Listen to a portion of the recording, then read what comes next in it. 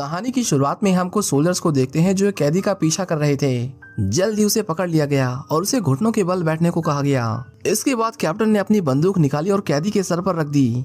वो गोली चलाने ही वाला था कि ऐन मौके पर उसने अपना इरादा बदल लिया, जिसके बाद वो उसे घसीटते हुए कैंप में लाते हैं। जब उसे जापानीज कमांडर ईतो के सामने पेश किया जाता है तो कमांडर ने उस पर जरा भी रहम न दिखाते हुए अपने सैनिकों को उसका सर काटने को कहा।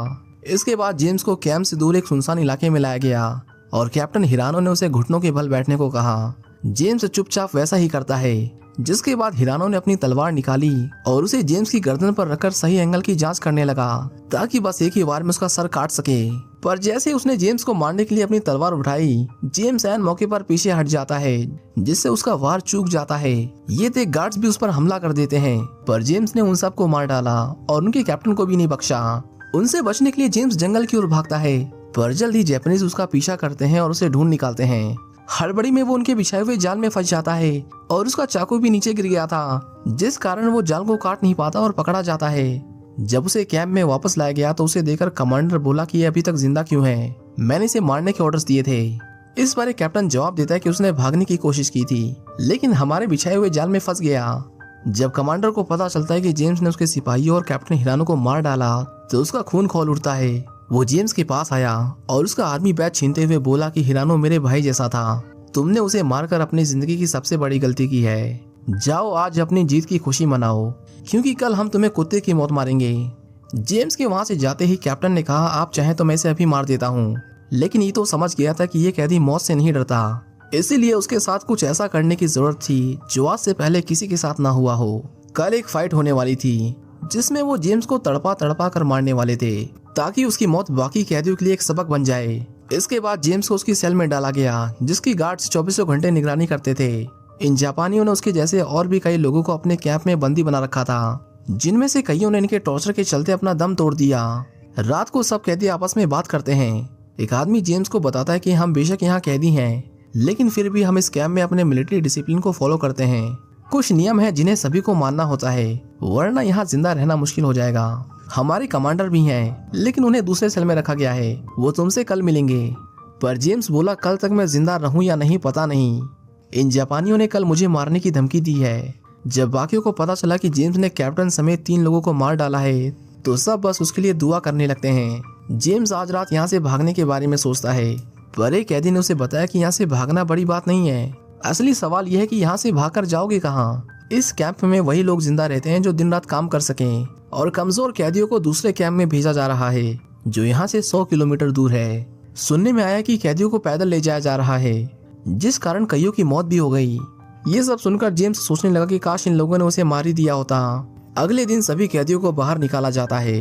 कमांडर ईतो के आदेश पर एक सोल्जर तलवार लेकर जेम्स के पास आया। जेम्स ने मान लिया था कि अब उसका अंत नजदीक है, पर सोल्जर उसे मारने के बजाय उसके हाथ खोल देता है, जो देख जेम्स हैरान रह गया। इसके बाद 3 और कैदियों को रिंग में लाया जाता है। ईतो कहता है कि ये तीनों अपने सेल में खाना छुपाते हुए पकड़े गए हैं, कोई और ऐसा ना करे, इसलिए आज इन्हें सबक सिखाना जरूरी है। इसके बाद उसने कुर्सी निकाली और आराम से बैठ गया, जैसे कोई शो शुरू होने वाला हो। एक आदमी की घंटी बजाते ही पीछे से एक फाइटर निकल कर आया, जिसे ये लोग मौत का सौदागर कहते थे। सबसे पहले उन 3 कैदियों को उससे लड़ने को कहा गया। उस फाइटर के सामने ये तीनों कुछ नहीं थे, पर अगर नहीं लड़ते तो वैसे भी मारे जाते, इसलिए उनमें से एक हमला करने के लिए आगे बढ़ा, पर वो फाइटर बस एक ही मुक्के में उसे ढेर कर देता है। इसके बाद बाकियों ने भी उसे मारने की कोशिश की, लेकिन मजाल थी कि कोई उसके सामने टिक पाता। उस फाइटर ने सबको मार मार कर अधमरा कर दिया और ये फाइट शुरू होते ही खत्म हो गई। अब अगली बारी जेम्स की थी। ईतो बोला तब तक लड़ो जब तक दोनों में से कोई एक मर ना जाए। वो फाइटर तो जैसे तैयार ही था, पर उसने जेम्स को कम आंकने की गलती कर दी। जैसे ही वो अपने पहले वार के लिए आगे बढ़ा, जेम्स ने बस एक ही मुक्के से उसे नॉकआउट कर दिया। इसके बाद उसने अपने हाथों को कसकर सिकोड़ा और उस फाइटर के सर पर इतनी जोर से मारा कि उसकी तुरंत ही मौत हो गई। उनके सबसे बेस्ट फाइटर को जेम्स ने कॉकरोच की तरह मार डाला था, जो देख वहां खड़े किसी भी शख्स को यकीन नहीं होता। ईतो को तो इतना बुरा लगा कि वो गुस्से में अंदर चला गया। उनके कैप्टन ने कहा आपको इसे अभी खत्म करना होगा, पर ईतो कहता है कि ये बाकी कैदियों जैसा नहीं है और उसे इसकी कीमत चुकानी होगी, आज नहीं तो कल, लेकिन ये मरेगा जरूर। अगले दिन गैब्रियल नाम का कैदी बोला तुम्हारे हाथ में पत्थर वत्थर तो नहीं, कल क्या मारा तुमने उसे। जेम्स की मुलाकात कॉलिन से होती है, जो उनका कैप्टन था। कॉलिन का एक पैर धमाके की वजह से घायल हो गया था, जिस कारण उसे चलने में परेशानी होती थी। उसने पूछा, तुमने इतनी अच्छी फाइटिंग कहाँ से सीखी? क्योंकि मैं यहाँ महीनों से हूँ, आज तक कोई उस रिंग से जिंदा बाहर नहीं निकला। जेम्स बोला, मैं किसी एक जगह से नहीं, मैंने हांगकांग, थाईलैंड, यहाँ तक कि जापान में भी ट्रेनिंग ली है। जल्दी वहाँ कैप्टन आता है और वो जेम्स को साथ चलने को कहता है। उसे ईतो के पास लेकर जाया गया, जहाँ ईतो भी उससे यही सवाल करता है कि उसने हमारे लड़ने के तौर तरीके कहाँ से सीखे, पर जेम्स उसके सवालों का सीधे मुंह जवाब नहीं देता। ईतो के पास उसने अपने पिता का बैज देखकर उसने उसे वापस मांगा, पर ईतो उसे बैज नहीं लौटाता और बदतमीजी की सजा के तौर पर उसके चेहरे पर एक कट लगा देता है। उसने फिर से जेम्स को वार्निंग देते हुए कहा कि बस एक और रात अच्छे से सो लो, कल तुम्हारा मरना पक्का है। अगले दिन जेम्स फिर से फाइट के लिए तैयार होता है। बाहर निकलते ही सभी उसका नाम चिल्लाने लगते हैं, पर उन्होंने देखा कि ये फाइट बिल्कुल भी फेयर नहीं थी। जेम्स को मारने वाले फाइटर्स की लाइन लगी हुई थी, जिनसे उसे एक साथ लड़ना था। घंटी बजते ही फाइट शुरू हो जाती है और सब के सब एक साथ जेम्स पर टूट पड़े, पर जेम्स पूरी तैयारी के साथ रिंग में उतरा था। उसने एक एक कर सबको बहुत मारा, कुछ तो इतना पीटे कि रिंग छोड़कर भागने लगे, पर जेम्स उन्हें पकड़ पकड़ कर मारता है। फाइट के आखिर में उसने एक का गला दबोचा और उसकी सांसें रोककर उसे मारने लगा। जिसे वो मार रहा था वो भी जापानीज था, पर किसी ने भी उसकी मदद नहीं की। जिसके बाद आखिर में जेम्स खुद उसकी जान बख्श देता है। कमांडर को एक बार फिर से मुंह की खानी पड़ी थी, और जिस तरह जेम्स उन कैदियों का हौसला बढ़ा रहा था वो उनके कैंप के लिए बिल्कुल सही नहीं था। कॉलिन बोला, तुमने उसे मारा क्यों नहीं? जिस पर जेम्स का जवाब आया कि वो बस अपने कमांडर के ऑर्डर्स फॉलो कर रहे थे, उन्हें जो कहा गया उन्होंने किया, हमारी तरह वो भी मरना नहीं चाहते। इसी बीच हम देखते हैं कि ईतो फाइट में हारने वाले सोल्जर्स को गोली मरवा देता है, जो दिखाता था कि उसमें अपने लोगों के लिए भी जरा सी इंसानियत नहीं थी। गैब्रियल बोला कि एक हफ्ते बाद ही हमें दूसरे कैंप में ले जाएंगे, शायद वो जगह इस नर्क से अच्छी हो। पर कॉलिन इन जापानियों को अच्छे से जानता था, आधे से ज्यादा कैदियों को तो ये लोग रास्ते में ही मार दे रहे थे, खासकर वो लोग जो चल नहीं सकते हैं। जेम्स बोला, उसे एक रेडियो चाहिए। अगर हमारी मिलिट्री अभी कोस्ट पर तैनात है तो बहुत ज्यादा चांसेस है कि हम उस रेडियो के जरिए उनसे कांटेक्ट कर सकें। एक रेडियो वॉच टावर के पास तैनात गार्ड के पास था, इसलिए अगले दिन कुछ कैदी मिलकर कैंप में लड़ाई शुरू कर देते हैं। गार्ड्स को मामला गंभीर लगा, इसलिए सब उन्हें रोकने के लिए नीचे आते हैं। बस इसी मौके का फायदा उठाकर जेम्स टावर पर चढ़ गया और उनका रेडियो चोरी कर लिया। उधर गार्ड्स हवा में गोली चलाकर सबको शांत करते हैं, पर तब तक जेम्स अपना काम कर चुका था। इसी बीच एक नर्स जेम्स को देख लेती है। जेम्स उसे शांत रहने को कहता है, पर तभी एक गार्ड वहां आया और उस नर्स के साथ बदतमीजी करने लगा। मना करने पर वो उस नर्स को जोर का थप्पड़ मारता है, जिससे वो नीचे गिर गई। खुशकिस्मती से उसने जेम्स को नहीं देखा और वहां से चलता बना। जेम्स को उस नर्स के लिए बहुत बुरा लगा, पर अफसोस वो कुछ नहीं कर सकता था। इसके बाद वो फटाफट रेडियो छुपा देता है और सब बड़ी चालाकी से उसे अपने सेल के अंदर ले आते हैं। एक कैदी बोला, तुम जानते हो ना कि हम इस रेडियो से सिर्फ सुन सकते हैं, अगर हमने मदद का सिग्नल भेजा तो पकड़े जाएंगे। वो ये भी कहता है कि अगर उन्हें पता चला कि रेडियो गायब है तो वो हमें तब तक टॉर्चर करेंगे जब तक उन्हें रेडियो मिल नहीं जाता।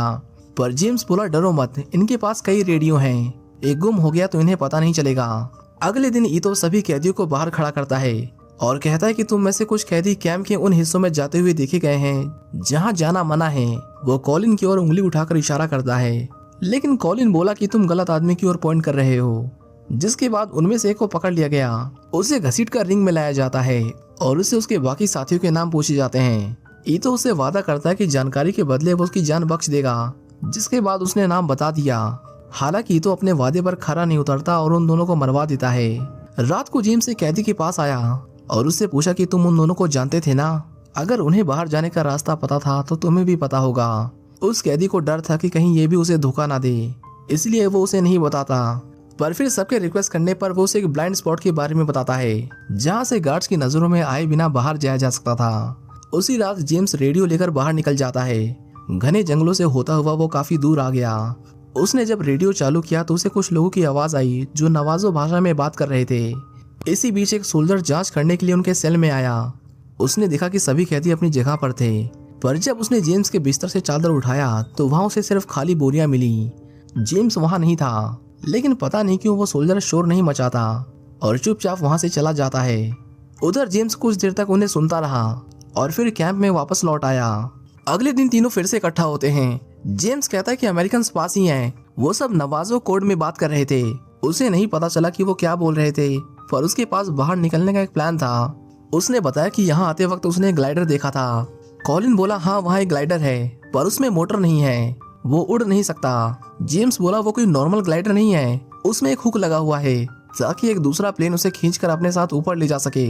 तो उसका प्लान ये था कि अगर कोई पायलट अपने प्लेन को इतना नीचे ला सके कि हम उसमें हुक फंसा दें तो वो हमें ग्लाइडर समेत ऊपर खींच सकता है। गैब्रियल बोला अगर सब कुछ सही नहीं रहा तो हम कनेक्शन नहीं बना पाएंगे, इसमें बहुत रिस्क है। वो बात कर ही रहे थे कि तभी एक गार्ड आया और जेम्स को अपने साथ चलने को कहा। उसे फिर से ईतो के सामने पेश किया जाता है, पर इस बार उसे बहुत इज्जत दी जाती है और बैठने के लिए कुर्सी भी ऑफर होती है। ईतो पूछता है कि तुम नवाजों के बारे में क्या जानते हो। जेम्स बोला उसे ऐसी किसी चीज के बारे में नहीं पता। ईतो कहता है कि ये एक इंडियन लैंग्वेज है, तुम्हें नहीं तो तुम्हारे अमेरिकन दोस्तों को जरूर पता होगा कि इस शब्द का मतलब क्या है।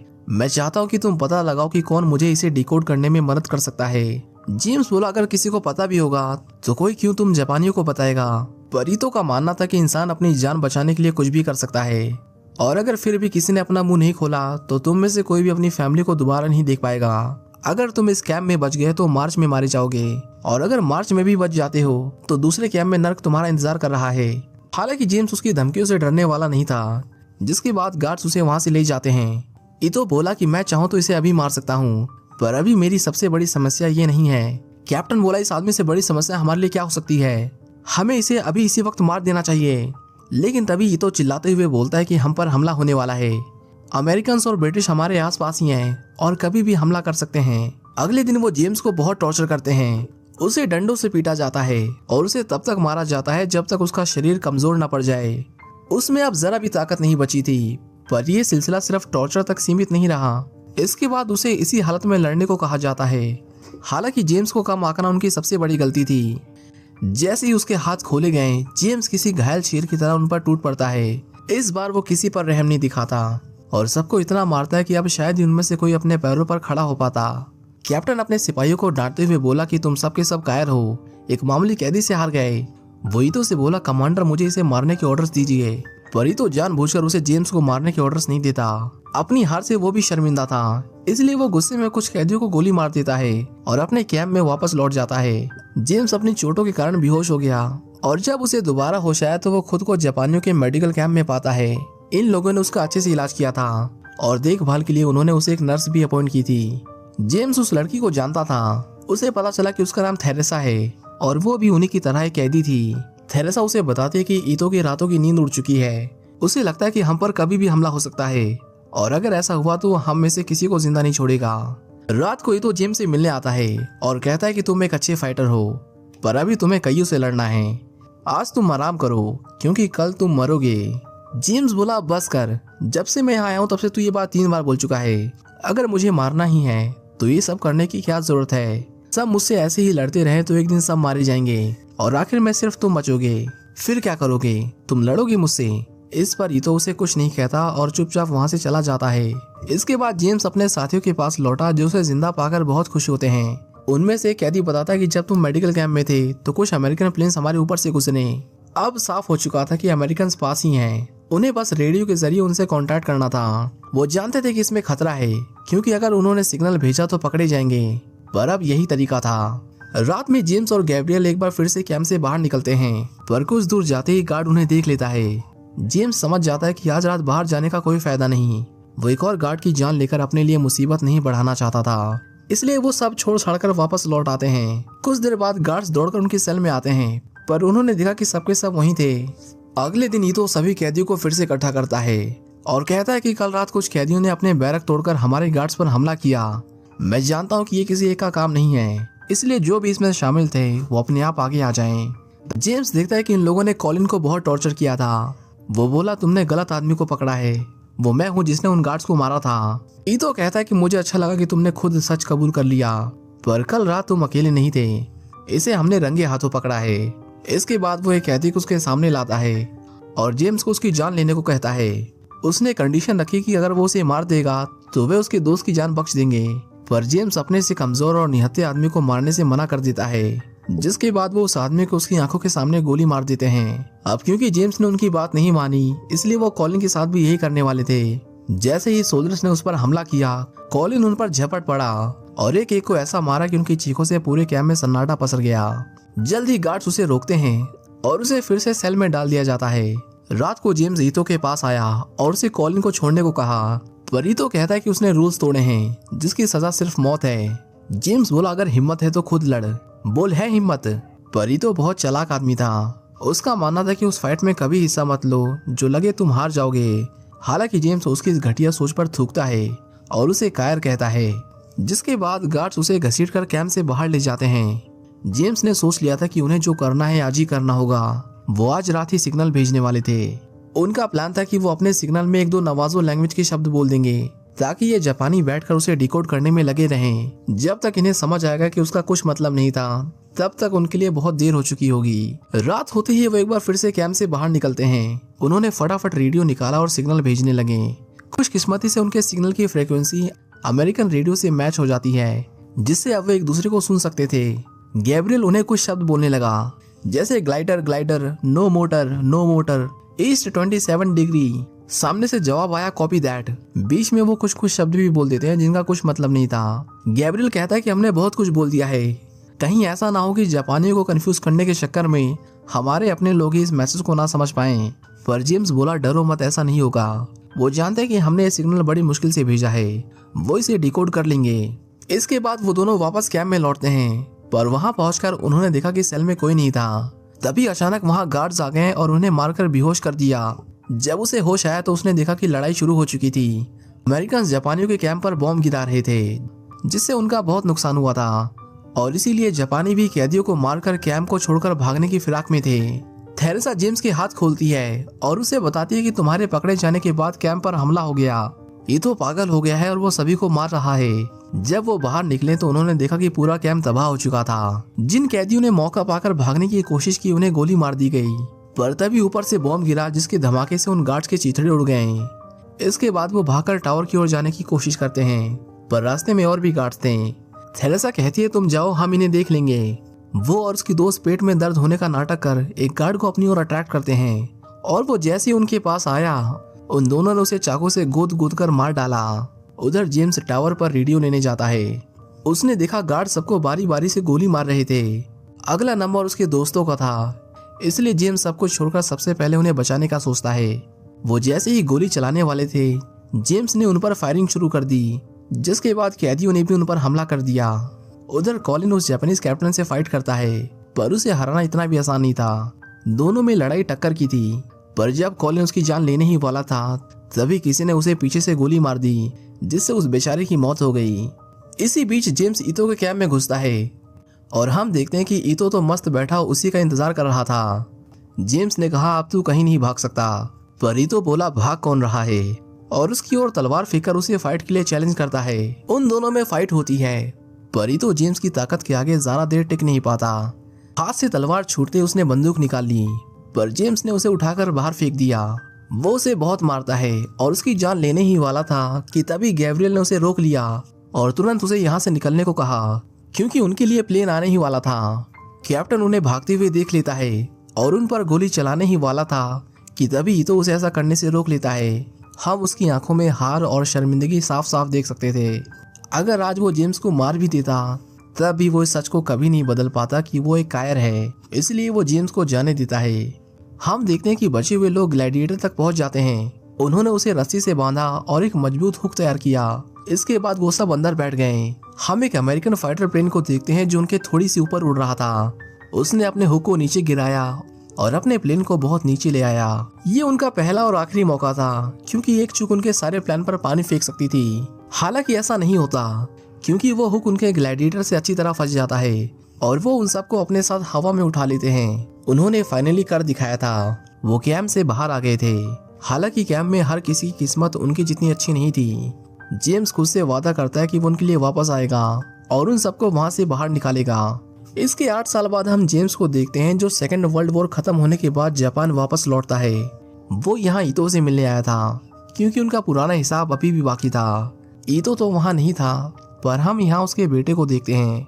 जब उसे पता चला कि जेम्स वही फाइटर है जिसके कारण उसके डैड को अपनी पूरी जिंदगी शर्मिंदगी से जीना पड़ा, तो वो अपने स्टूडेंट्स को उसे सबक सिखाने को कहता है।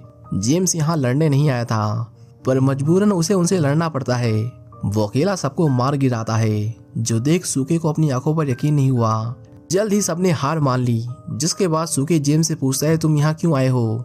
यहाँ जेम्स को पता चला कि ईतो की 1 साल पहले ही मौत हो चुकी है, पर उसने मरने से पहले अपने बेटे को जेम्स के बारे में सब कुछ बताया था।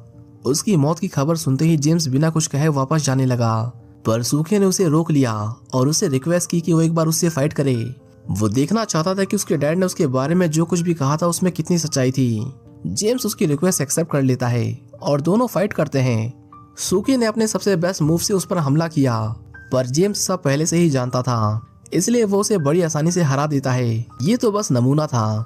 जेम्स चाहता तो उसे एक पंच में मौत की नींद सुला सकता था, पर वो ऐसा नहीं करता। उल्टा जेम्स उसकी ओर मदद का हाथ बढ़ाता है और इस फाइट को खत्म कर देता है। सूखी बोला, मेरे डैड ने कहा था कि एक दिन वो फाइटर यहाँ जरूर आएगा, क्योंकि उसकी ये कीमती चीज अभी उसके पास थी। हम देखते हैं कि वो कीमती चीज जेम्स का बैज था, जो ईतो ने उसे छीन लिया था। सूखे जेम्स को वो वापस लौटा देता है और कहता है कि मेरे डैड ने इसे हमेशा संभाल कर रखा, इस उम्मीद में कि एक दिन तुम इसे लेने वापस आओगे। दोनों सर झुकाकर एक दूसरे को सम्मान देते हैं, जिसके बाद जेम्स उस बैच को लेकर वहां से चला जाता है। इसी के साथ ये कहानी यहीं खत्म हो जाती है। उम्मीद करता हूँ कि आपको ये मूवी पसंद आई होगी। Thank you for watching, see you in the next one.